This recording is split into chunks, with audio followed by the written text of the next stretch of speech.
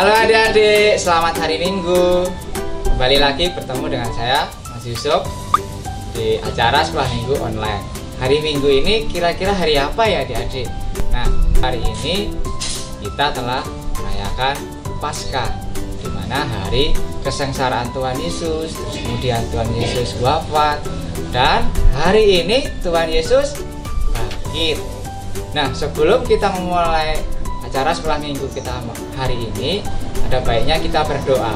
Mari adik-adik, kita tutup tangan kita, terus kita berdoa kepada Tuhan.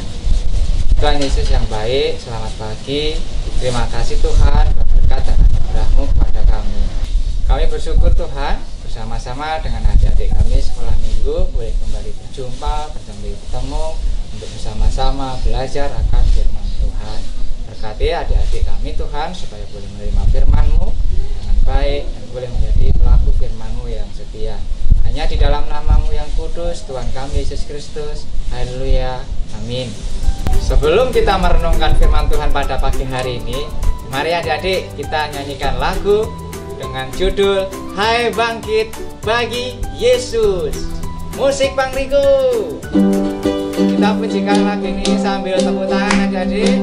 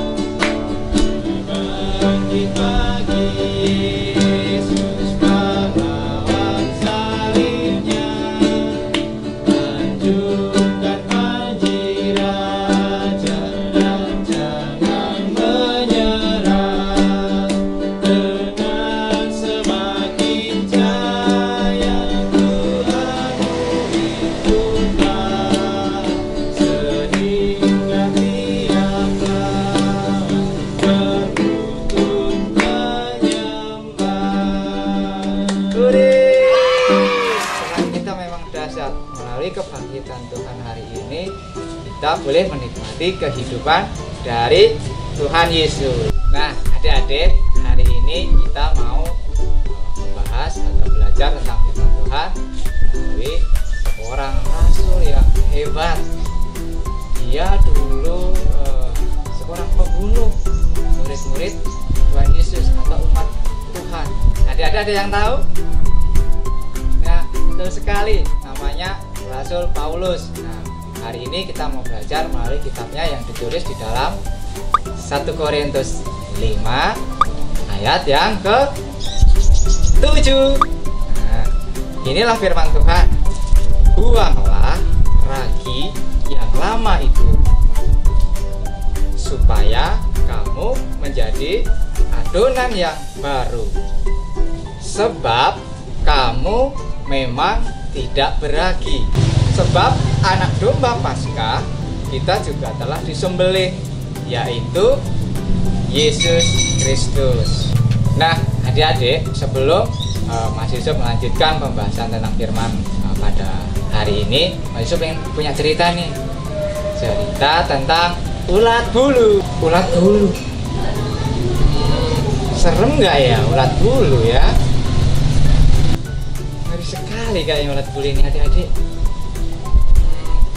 Tapi nggak apa-apa, kita mau belajar tentang ulat bulu yang berubah menjadi kupu-kupu yang sangat indah sekali. Kupu-kupu ya. Oh iya, kupu-kupu sangat indah teman-teman. Nah, begini adik-adik ceritanya tentang ulat bulu yang berubah menjadi kupu-kupu. Suatu saat ulat bulu ini jalan-jalan dan dia lapar adik-adik. Nah, kira-kira kalau adik-adik lapar gimana? Pasti pasti makan juga kan. Nah, ulat ini juga mencari makan. Nah, adik-adik, kira-kira apa sih makanan ulat bulu ini? Nasi bukan ya? Atau makan kue tar? Salah ya Mas Yusuf? Maaf. Ya bener, adik-adik sangat bener sekali. Ulat itu makannya daun muda. Nah, kebayang nggak adik-adik bila sebuah taman ternyata daun-daun yang muda itu sudah dimakan habis oleh ulat bulu tersebut. Nah, yang pasti tanaman tersebut tidak akan tumbuh dengan baik dan bahkan ada tanaman yang akan mati. Adik-adik, ternyata ulat ini nggak peduli dengan lingkungan sekitar, dengan teman-temannya yang membutuhkan tanaman yang berbunga sehingga bunga itu mengeluarkan madu untuk dihisap oleh lebah, oleh kupu-kupu. Tapi yang dipikirkan ulat itu adalah yang penting perutnya kenyang, dia merasa puas. Setelah ulat bulu itu kenyang, kemudian ulat bulu itu melakukan perjalanan mengelilingi pohon demi pohon yang berada di sekitar taman. Dan tibalah ketemu dengan lebah madu. Pekerjaannya lebah madu itu ngapain adik-adik? Nah, betul sekali, dia mencari madu yang ada di dalam tanaman yang berbunga. Nah, akan tetapi ulat ini melihat si lebah ini mengalami kesedihan yang sangat luar biasa sekali. Apa adik-adik sedihnya? Lebah ini melihat tanaman-tanaman yang indah itu menjadi mati dan tidak berbunga. Nah, ketika ulat itu bertemu dengan lebah, dia bertanya, "Hai lebah, kamu ngapain bersedih dan menangis?" Jawab lebah itu, "Lihatlah apa yang kamu lakukan ketika kamu makan daun-daun yang masih muda ini. Tanamannya pada mati semua. Tanaman bunga tidak berbunga. Itu yang kamu lakukan." Kemudian ulat ini melanjutkan perjalanan dengan kepala tertunduk, sedih karena merasa hidupnya tidak berguna. Dan tibalah di sisi taman yang lain. Nah, di situ ulat ini mengalami lapar kembali, sehingga ulat ini kembali makan daun-daun yang masih muda. Nah, ketika ulat ini baru asik makan, tiba-tiba ada suara yang menjerit, "Ah, ibu, tanganku gatal, gatal sekali." Ibu anak kecil ini datang. Adik kenapa? Tangan saya gatal ibu. Kenapa? Ada ulat bulu di situ.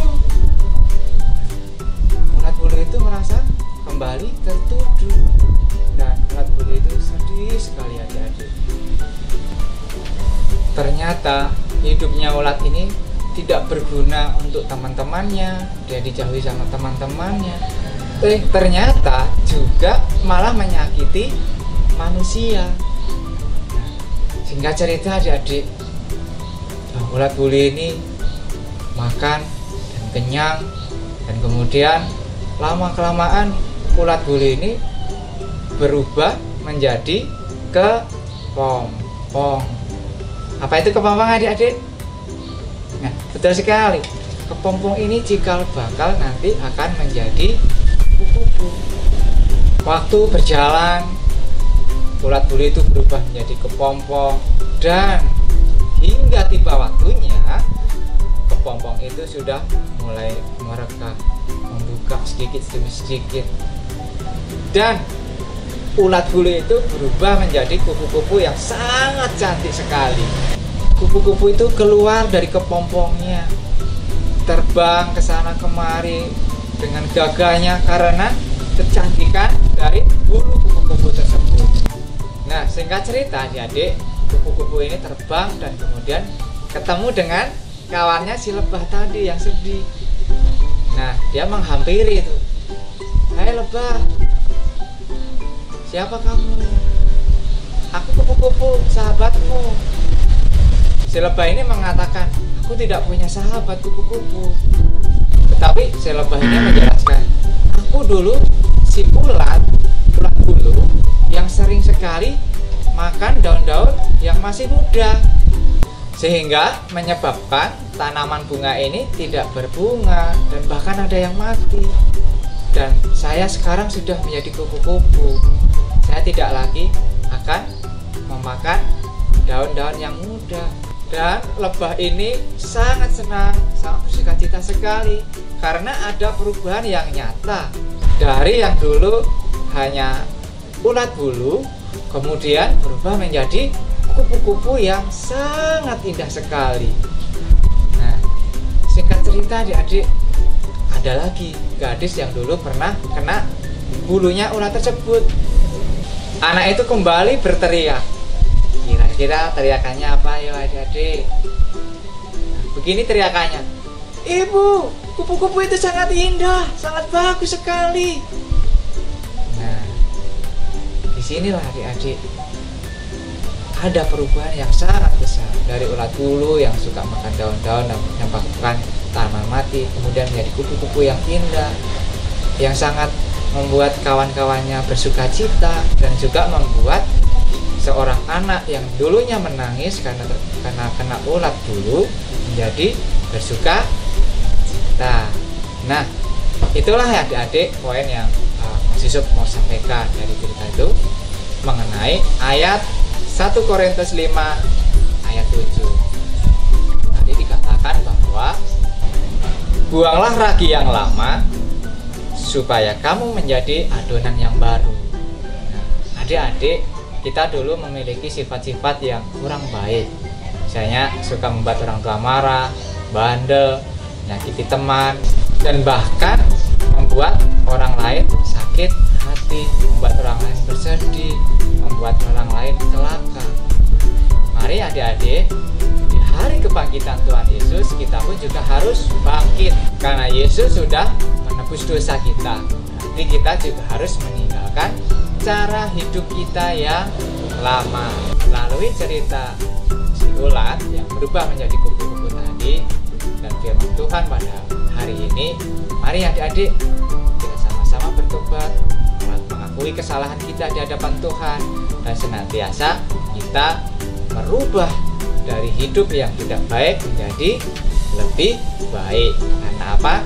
Tuhan Yesus sudah menebus adik-adik dan saya.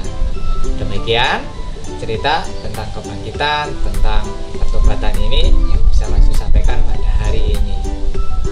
Nah, adik-adik, sebelum kita mengakhiri sekolah minggu pada hari ini, kita menyanyikan sebuah lagu, yaitu Yesus Berpesan. Musik Bang Riko. Mari kita pujikan adik-adik dengan sambil bertepuk tangan.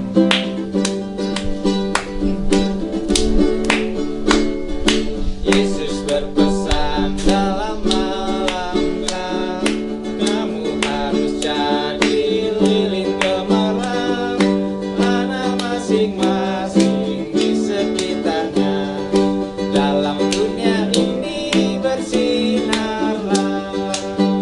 Kita pujikan sekali lagi dengan penuh semangat.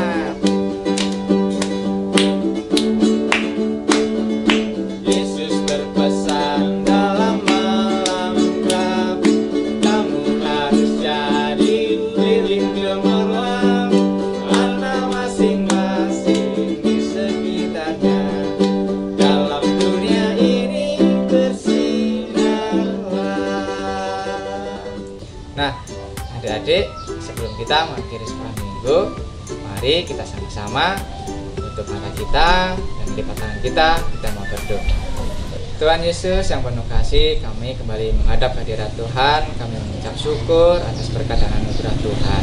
Terima kasih ya Tuhan buat firman-Mu pada pagi hari ini, sehingga kami boleh belajar bersama-sama dengan anak sekolah minggu tentang arti pertobatan di dalam Tuhan. Terima kasih Tuhan, Engkau telah menjadi juru selamat kami dengan melalui kematian anak-Mu yang tunggal Tuhan kami Yesus Kristus di kayu salib untuk menebus dosa kami. Terima kasih Tuhan, Engkau telah kembali menyucikan dan menguduskan anak-anak kami, adik-adik kami sekolah minggu ini, sehingga boleh menjadi anak-anak yang berkenan di hadapan Tuhan.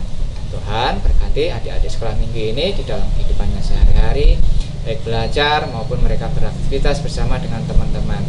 Lindungi mereka, jauhkan mereka dari segala bahaya.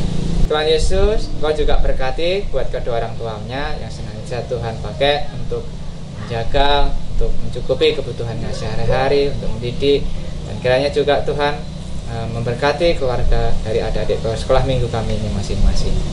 Tuhan, di dalam nama-Mu yang kudus, Tuhan kami Yesus Kristus, Tuhan dan Juru Selamat kami yang hidup, kami berdoa, memohon dan mengucap syukur. Haleluya, amin. Nah, sekolah minggu sudah selesai adik-adik. Nah, waktunya adik-adik kembali beraktivitas dengan syukur, dengan semangat, karena adik-adik sudah menerima kebangkitan dari Tuhan Yesus. Selamat hari Minggu, sampai ketemu lagi adik-adik.